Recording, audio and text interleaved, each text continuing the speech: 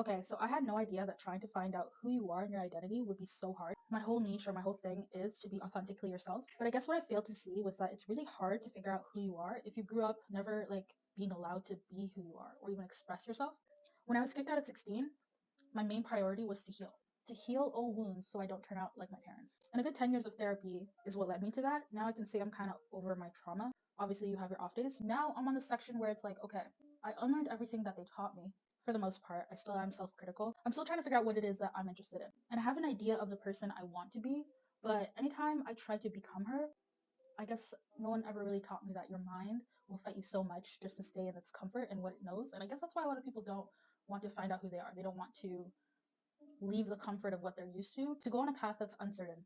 And before I was like, why not?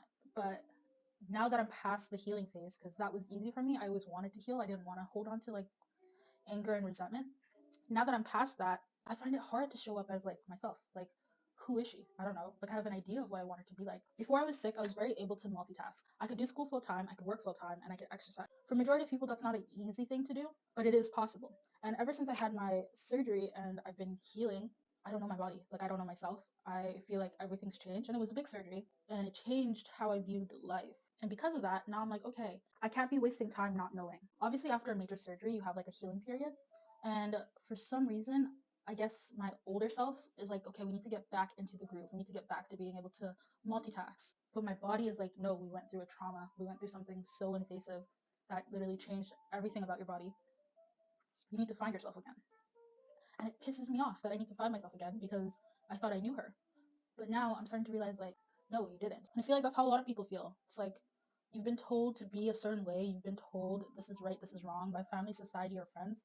And now it's like, okay, if I'm meant to make the choice, if I'm meant to be the creator of my life, because you're the only person that can change how your life is. And if it's not how you want it to be, it's because you're allowing other people to have a say who you wouldn't want to switch life with. I guess you need to get to a point where you're sick and tired of being sick and tired. Some people, I guess it will never come because they'd rather have their parents' approval or their society's approval of how their life is. But it's not worth it because in the end, you're not happy and you'll never be content. And I think that's why I struggle, not because I have family, I don't, and not society because I don't really care what society thinks, but I think it's myself. For me, I'm critical on myself because that's a voice that was put in my head by my family. And now I need to fight the resistance that my mind is holding on me. Why do you want to change? You've been sick for 2 years, you've been bedridden. There's no need to change that. You're comfortable now. That's not who I want to be. And it's like you have to actively fight. And I guess what really irritates me about accounts like the Higher Up Wellness, I love his videos.